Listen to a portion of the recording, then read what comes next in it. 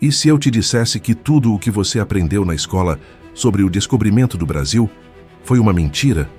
Que Pedro Álvares Cabral não era o herói navegador que planejou chegar aqui, mas sim um cara completamente perdido no meio do oceano?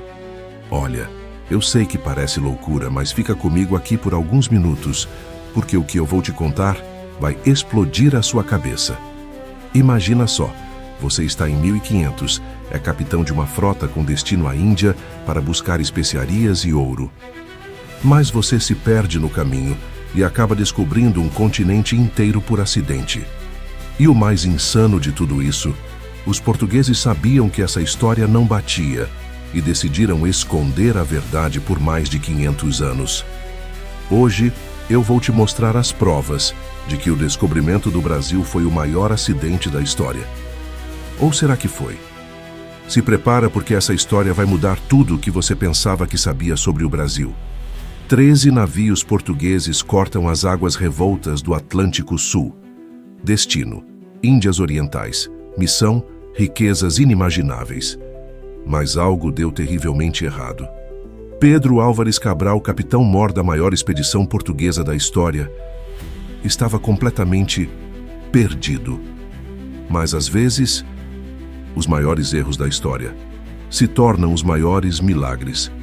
Naquele momento, sem saber, Cabral não descobriu apenas uma nova terra. Ele mudou o destino de 200 milhões de pessoas.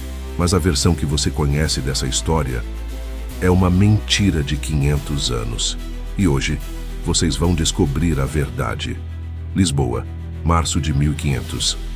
O rei Dom Manuel I convoca Pedro Álvares Cabral para a missão mais ambiciosa da história portuguesa: comandar 13 navios e 1.200 homens rumo às Índias. Cabral, você vai me trazer as especiarias que valem mais que ouro, disse o rei, apontando para o mapa. Canela, pimenta, cravo. Isso vai tornar Portugal o reino mais rico do mundo. Mas havia um problema. Vasco da Gama já tinha descoberto o caminho para as Índias 2 anos antes. Por que então escolher Cabral, um nobre sem experiência em grandes navegações? A resposta estava nos bastidores do poder. Cabral não era apenas um navegador, era um político. O rei precisava de alguém de confiança para estabelecer feitorias comerciais e, se necessário, usar a força militar. No dia da partida, algo estranho aconteceu. Bartolomeu Dias, o experiente navegador que descobriu o Cabo da Boa Esperança, sussurrou algo no ouvido de Cabral. Testemunhas relataram que o rosto de Cabral empalideceu. O que Dias disse a ele? Perguntavam os marinheiros. Ninguém sabia, mas alguns historiadores acreditam que Dias revelou a existência de terras a oeste. Informação ultra-secreta que mudaria tudo. A frota partiu de Lisboa em 9 de março. 13 navios majestosos cortando as águas do Tejo, enquanto multidões acenavam das margens. Cabral estava no comando da maior expedição comercial da história, mas a natureza tinha outros planos. Logo nas primeiras semanas, ventos contrários começaram a empurrar a frota para o oeste. Os navegadores experientes alertaram Cabral. Senhor, estamos saindo da rota. Cabral tomou uma decisão que mudaria a história. Continuamos. Por quê? Era inexperiência, teimosia, ou ele sabia exatamente onde estava indo? Os marinheiros começaram a murmurar. Alguns falavam em motim. As provisões diminuíam e o destino era incerto. Eles haviam partido para as Índias, mas estavam navegando em direção ao desconhecido. Em 21 de abril, após 43 dias de viagem, um grito ecoou do mastro principal. Terra à vista! Mas aquela não era a Índia. Era algo completamente diferente. Uma costa virgem, com praias douradas e uma vegetação exuberante que nenhum europeu havia visto antes. Cabral olhou para o horizonte e sussurrou. Meu Deus, o que fizemos? Ele não sabia, mas acabara de descobrir o Brasil. Por acidente, ou não. 22 de abril de 1500, costa da Bahia. Quando as âncoras tocaram o fundo arenoso, um silêncio tenso tomou conta dos navios. Cabral e seus homens olhavam para uma terra completamente desconhecida. Senhor, o que fazemos agora? Perguntou Nicolau Coelho, capitão de um dos navios. Cabral não tinha resposta. Suas ordens eram claras: ir para as Índias. Mas ali estava uma terra que não existia em nenhum mapa português. De repente, figuras humanas apareceram na praia. Homens nus de pele avermelhada, observando os estranhos visitantes com curiosidade e cautela. "São selvagens!" gritou um marinheiro. "Silêncio!" ordenou Cabral. Ele sabia que o primeiro contato definiria tudo. Nicolau Coelho foi escolhido para a missão mais delicada da história: ser o primeiro europeu a pisar em solo brasileiro. Com apenas alguns homens, ele remou até a praia. Os índios, mais tarde identificados como tupiniquins, se aproximaram lentamente. Não havia armas visíveis, apenas curiosidade mútua. Coelho ofereceu um gorro vermelho ao que parecia ser o líder. O índio tocou o tecido, sorriu e ofereceu em troca um cocar de penas coloridas. "Eles são pacíficos", relatou Coelho ao retornar. "E há sinais de ouro." Essa última informação fez os olhos de Cabral brilharem. Talvez aquele acidente não fosse tão ruim assim. No dia seguinte, Cabral decidiu desembarcar com mais homens. O encontro foi surreal. Portugueses vestidos com armaduras pesadas sob o sol escaldante e índios completamente à vontade em sua terra natal. Pero Vaz de Caminha, escrivão da frota, observava tudo com fascínio. "Eles andam nus, sem vergonha alguma", escreveu. "São pardos de bons corpos e bons rostos." Mas nem tudo eram flores. Alguns índios se mostraram desconfiados. Houve momentos de tensão quando os portugueses tentaram erguer uma cruz na praia. "Eles não entendem nossos símbolos", observou Frei Henrique de Coimbra. O verdadeiro choque cultural aconteceu durante o escambo. Os portugueses ofereceram espelhos, chocalhos e tecidos coloridos. Em troca, os índios trouxeram pepitas de ouro, como se fossem pedras sem valor.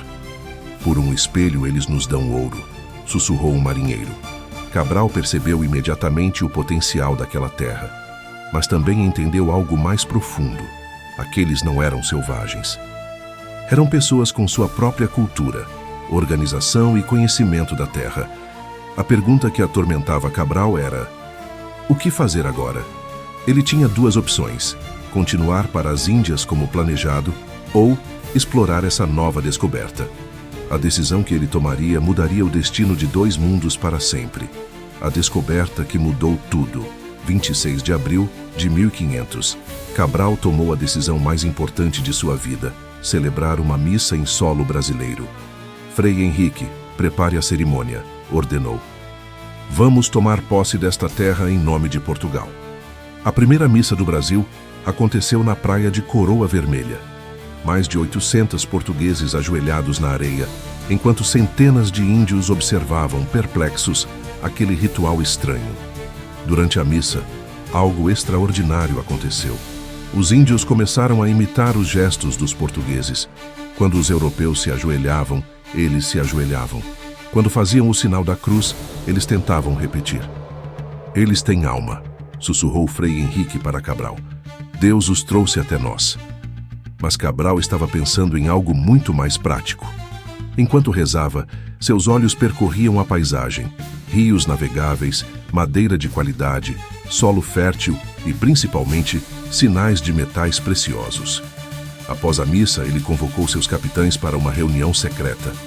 "Senhores, mudança de planos", anunciou. "Esta terra pode ser mais valiosa que todas as especiarias das Índias." Gaspar de Lemos, um dos capitães mais experientes, questionou. "Mas, senhor, nossas ordens são claras. O rei espera que cheguemos às Índias." Cabral sorriu. "E chegaremos. Mas primeiro, vamos garantir que Portugal não perca esta oportunidade." A estratégia era genial. Cabral dividiria a expedição.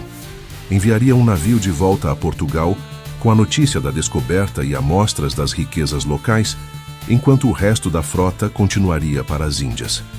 Mas havia um problema. Como explicar ao rei que haviam se perdido e encontrado uma nova terra?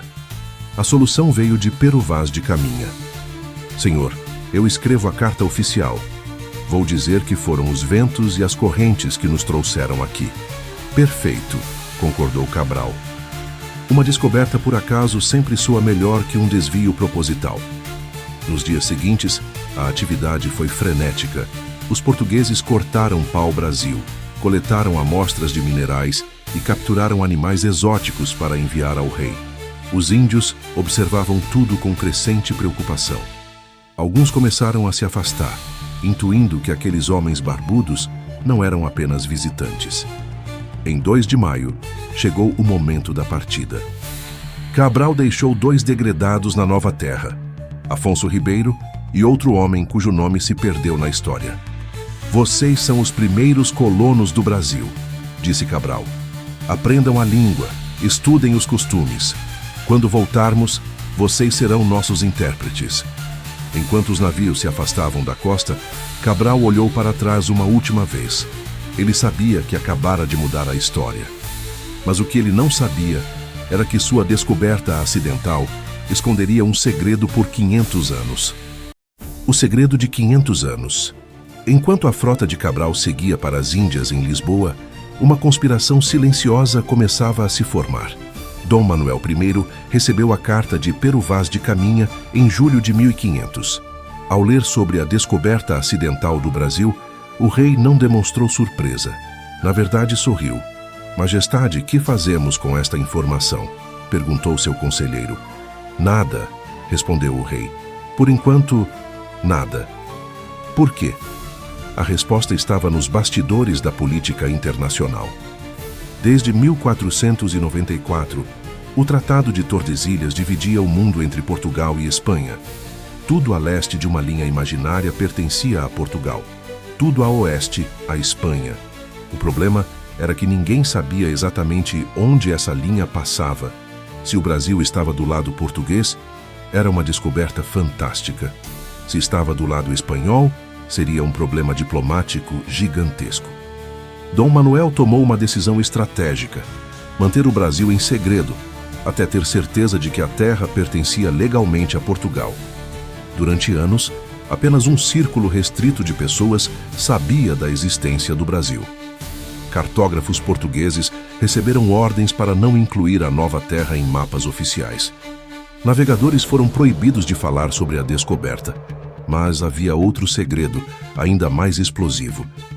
Em 1501, documentos secretos revelaram que Duarte Pacheco Pereira, navegador português, havia avistado terras brasileiras em 1498, 2 anos antes de Cabral.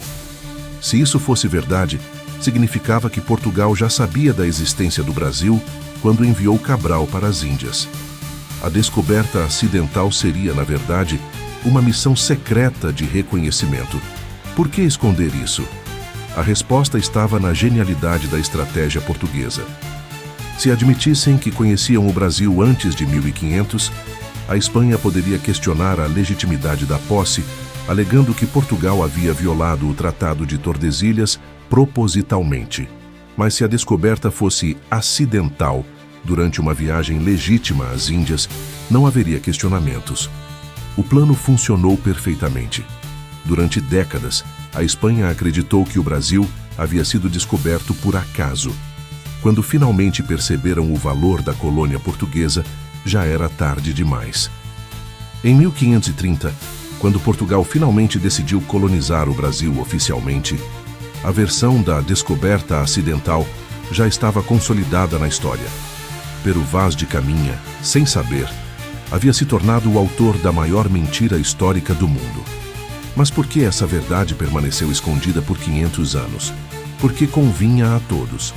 Portugal mantinha sua colônia mais rica, a Espanha evitava conflitos desnecessários e a Igreja Católica ganhava um novo território para evangelizar.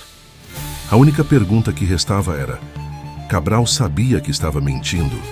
A resposta a essa pergunta mudaria tudo o que sabemos sobre o descobrimento do Brasil. A verdade sobre Cabral. A verdade sobre Pedro Álvares Cabral é mais complexa do que qualquer conspiração. Evidências históricas sugerem que Cabral sabia exatamente onde estava indo. 3 pistas revelam isso. Primeira pista: a rota escolhida. Navegadores experientes da época criticaram o caminho de Cabral, considerando-o perigosamente desviado para quem ia às Índias, mas era perfeito para quem queria chegar ao Brasil. Segunda pista: a tripulação. Cabral levou especialistas em cartografia e botânica. Estranho para uma missão comercial, mas essencial para explorar novas terras. Terceira pista: o tempo de permanência. Cabral ficou 10 dias no Brasil. Tempo suficiente para exploração detalhada, mas excessivo para quem estava perdido e com pressa de chegar às Índias. Mas a evidência mais chocante veio à tona em 1817, quando pesquisadores encontraram cartas secretas nos arquivos da Torre do Tombo, em Lisboa. Uma carta de Vasco da Gama para Dom Manuel I, datada de 1499, mencionava terras a oeste que devem ser visitadas discretamente. Outra carta do próprio rei para Cabral continha a frase: lembre-se das instruções verbais sobre o desvio necessário. Cabral não era um herói perdido no mar. Era um espião genial, executando uma missão ultra-secreta. Mas por que toda essa encenação? A resposta está na política internacional da época. Portugal estava em desvantagem na corrida pelas especiarias asiáticas. Espanha, França e Inglaterra também queriam sua fatia do comércio oriental. Dom Manuel I precisava de uma carta na manga. O Brasil seria essa carta.